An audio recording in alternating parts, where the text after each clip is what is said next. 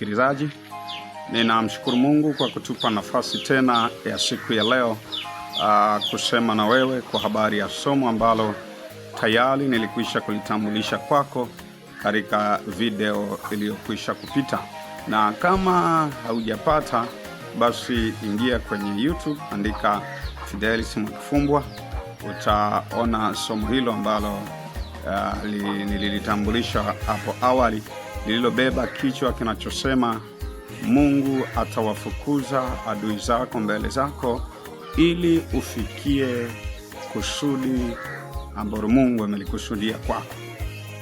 Leo nilisema kwamba vipo vitu ambavyo tutajifunza na tutaviangalia ili Mungu aweze kuingilia kati na kuwafukuza au adui zetu ambao wanazuia tusipige hatua kwenye mambo fulani, ambao wanazuia tusifanikiwe, ambao wanatutesa kwa namna moja ama nyingine.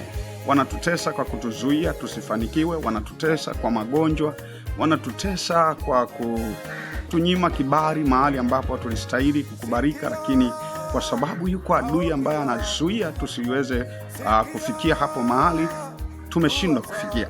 Kwa hiyo nikalitambulisha somo hili nikasema viko vitu ambavyo tutajifunza ambavyo vitatusaidia kwa mwaka huu kupiga hatua kufikia yale ambayo Mungu ameyakusudia kwenye maisha yetu. Sasa leo ndio tunaanza hatua ya kwanza ya kuangalia kwamba ni nini ambacho tunapaswa kufanya ili Mungu aweze sasa kuingilia kati na kuwafukuza wadui ambao wapo wanatusumbua kwenye mambo mbalimbali ambayo Mungu kwa kweli alishatubarikia.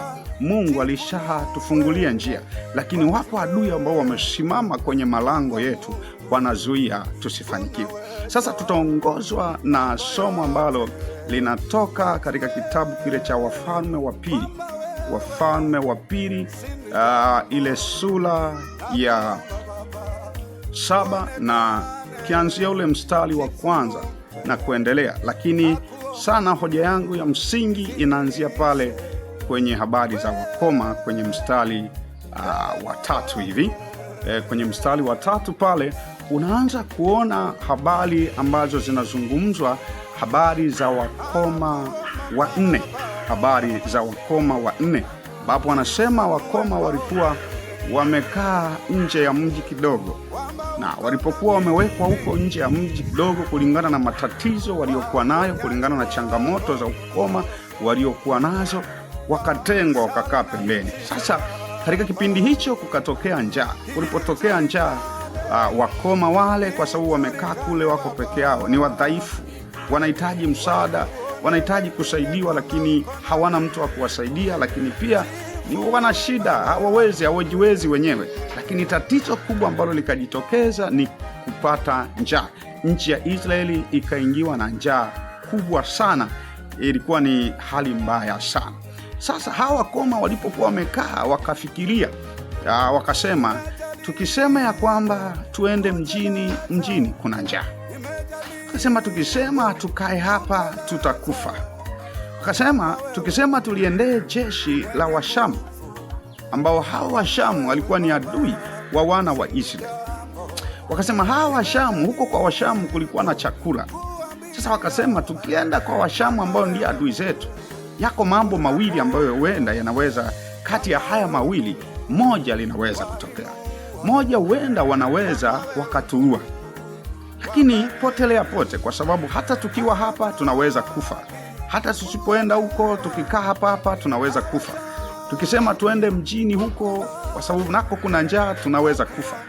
Wakasema lipo jambo la pili, huenda wakapata huruma, huenda wakatuacha hai, wakatuhifadhi, wakatupa chakula. Kwa hiyo tutaishi, tutakuwa tunakula chakula kwa sababu kule kuna chakula. Sasa hawa watu baada ya kufikiria hayo wakasema itakavyokuwa huko hacha na ikawe. Wakachukua hatua ya kuondoka kwenda kwenye jeshi la Washamu. Biblia inasema wakaondoka mapema kabisa, wakaanza safari ya kuelekea kwa Washamu, huku wakijua mambo kwamba moja, wenyewe ni wadhaifu, hawawezi kupigana na wale wa jeshi la Washamu. Lakini jambo la pili, wakijua kabisa huko wanakokwenda ni kwa adui zao. Kwa hiyo walikuwa na mambo mawili wakiomba. Mungu huenda anaweza kawafanya wakatuacha, huenda wanaweza wakatua, lakini itakavyokuwa na hiyo. Lakini Biblia nasema walipokuwa wakienda, walipokaribia katika ule mji, katika lile jeshi la Washamu, Biblia nasema jeshi lile la Washamu kwa kutembea wale wenye ukoma, Mungu akawasikizisha jeshi la Washamu kishindo ya farasi, kishindo cha magari. Hata Washamu waliposikia wakasema, mfalme wa Israeli amekodi majeshi kwa ajili ya kuja kupigana nasi, na kwa ajili ya haya majeshi yanayokuja watatupiga. Wakasema sasa cha kufanya hacha tukimbie. Wakakimbia wale Washamu, wakakimbia. Kumbe wanakimbia wakoma, tena walio wanne. Hao wadhaifu wanne wenye ukoma wanne wanakimbiza watu maelfu, wanakimbiza watu wenye jeshi, wanakimbiza watu walioenda jeshini, waliojifunza mafunzo ya kijeshi. Makomando wanakimbia kwa sababu ya wakoma, kwa sababu ya watu wanne. Lakini hao watu wanne ambao ndani yao Mungu aliweka kishindo kikubwa, wale Washamu wakakimbia. Walipokimbia, wale wenye ukoma wakaingia. Walipoingia kwenye hema la kwanza, wakakuta chakula, wakala, wakachukua vitu wakaenda kuficha. Biblia inasema wakaingia la pili, wakala, wakachukua vitu wakaenda kuficha. Baadaye wakasema hapana, hizi mambo tunazofanya haziko sawa, ngoja leo ni siku ya habari njema, tukamwambie mfalme kwamba leo mambo yamekuwa mazuri, tumepata chakula. Sasa ninachotaka kusema hapa, swali la kujiuliza kwanza, kama hatujaenda mbali sana, ni kwamba hivi unafikiri kama Israeli walikuwa na njaa, wakafikia kwenye hali, hata wakati ukisoma nyuma inaeleza namna ambavyo wengine mpaka walichinja watoto, wakawatokosa, wakawapika watoto, wakauziwa, yani vitu vya ajabu, wakawa na njaa. Halafu hawa Israeli wana njaa, halafu jeshi la Washamu ambalo liko karibu yao, ambalo sio mbali, wana chakula cha kutosha, wana vitu vya kutosha. Swali, walivitoa wapi hivyo vitu wakawa navyo wao na wana wa Israeli hawana?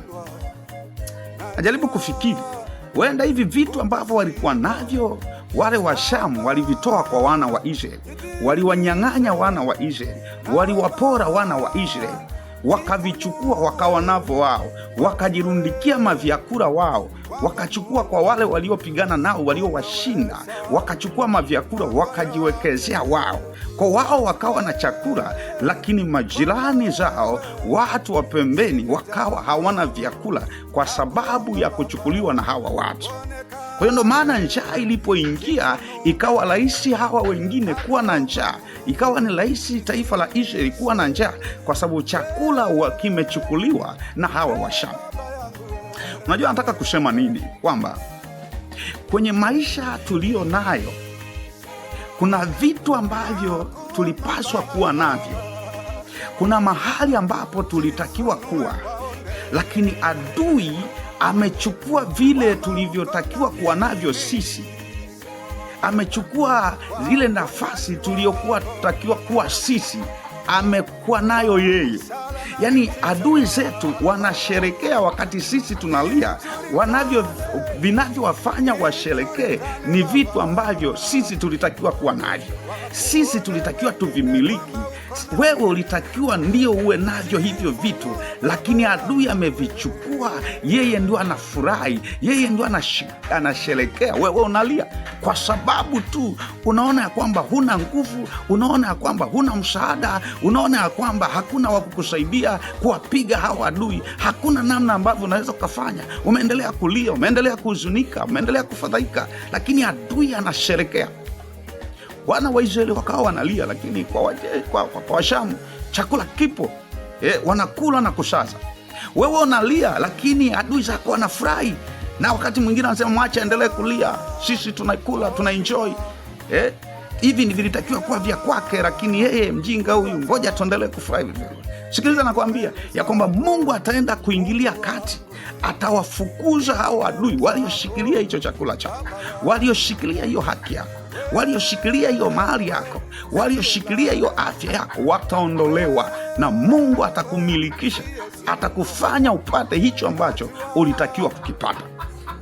Mungu atakuinua, atakuinulia msaada, atawafukuza hao adui zako. Anamwomba Mungu akawafukuze hao adui ambao wamekutesa malangoni pako kwa muda mrefu, wamekunyanyasa kwa muda mrefu, wanakunyanyasia vitu ambavyo ni vya kwako, wanakutesa katika vitu ambavyo ulistahili kuvipata, lakini wao wanakusimanga kwa sababu wao wanahisi kwamba wana nguvu ya kuendelea kukutesa, wanahisi kwamba wana nguvu ya kuendelea kukunyang'anya. Acha Mungu mwenye nguvu, yule aliyetia kishindo kwa wakoma, yeye aliyeweka vishindo vya miendo ya magari na farasi, vya farasi, magari ya jeshi kubwa katika miguu ya wakoma wadhaifu, aliyewafanya kuwatishia wakakimbia, ndiye atakayeingilia kwenye maisha yako, ndiye atakayeingilia kwenye maisha yako. Sasa ili aingilie kwenye maisha yako, yako mambo ambayo tutasema sasa, yako mambo ambayo tutasema, ambayo Mungu amenipa niseme na wewe.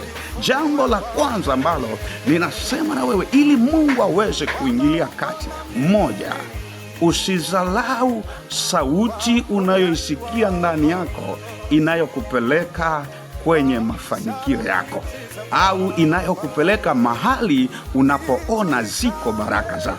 Usizalau ukaichukulia poa, ukaiacha ukasema hapana, ukajiangalia katika udhaifu ulio nao, ukaangalia katika mazingira ulio nayo. Sikiliza, usizalau hiyo sauti inayokuambia fanya hivi utafikia hapa. Wakoma wangezalau, wangepuuza kuanza safari ya kuendea lile jeshi la Washamu, nakwambia pasingetokea hiki tunachokisema leo.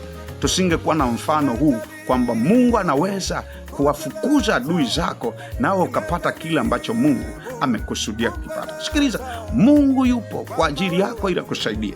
Mungu yupo ili akuwezeshe. Mungu yupo ili akutie nguvu. Usizalau pale unaposikia kutoka ndani Mungu anasema na wewe kwamba anza kufanya hivi. Wenda naweza kumwambia ingia kwenye maombi, ingia kwenye maombi, omba. Unapoingia kwenye maombi ndipo Mungu anapoinua msaada. Mungu anapochukua, chukua hii hatua, usiache, chukua hatua, fanya. Mungu atainua msaada pale unapochukua hatua.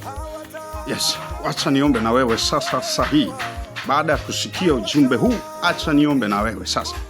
Baba, katika jina la Yesu Kristo, Mungu mwenye nguvu, Mungu mwenye uweza, Mungu usiyeshindwa, sante kwa ajili ya mtoto wako huyu.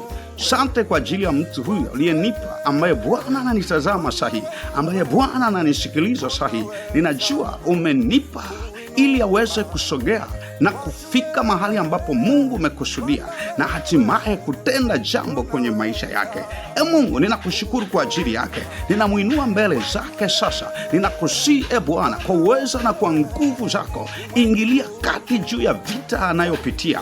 Ingilia kati juu ya adui wanaomsumbua kwenye malango yake, wanaozuia hatua zake, wanaozuia baraka zake, wanaoharibu afya yake. Ninakusihi Bwana, ingilia kati sahihi katika jina la Yesu Kristo. Nenda kafukuze adui huko kwenye kazi zake, kwenye biashara zake, kwenye miladi yake. Kaingilie kati Bwana, kafukuze hao adui. Hatimaye mtu huyu akabarikiwe, hatimaye mtu huyu akafanikiwe, akazione zile baraka ambazo Mungu umezikusudia kwa ajili yake katika jina la Yesu Kristo. Sante Bwana kwa kuwa unaenda kumsaidia sahihi, unaenda kumwezesha sahihi, unaenda kumuinua sahihi, unaenda kufukuza hao adui, unaenda kufukuza hayo mapepo, unaenda kufukuza huo shirikina, unaenda kufukuza huo ganga, unaenda kufukuza hao walozi. Hatimaye mtoto wako huyu ataziona baraka ambazo Bwana umemwahidia kwenye maisha yake katika jina la Yesu Kristo. Wanaoumwa wataenda kupokea uzima,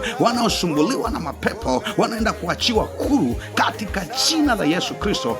Sante Bwana kwa ajili ya uweza na nguvu zako juu ya mtoto wako huyu. Endelea kumponya, endelea kumuimarisha, endelea kumfungulia milango ya baraka katika jina la Yesu Kristo. Amen. Amen. Kushukuru sana kwa kuendelea kunifuatilia. Endelea kunifuatilia.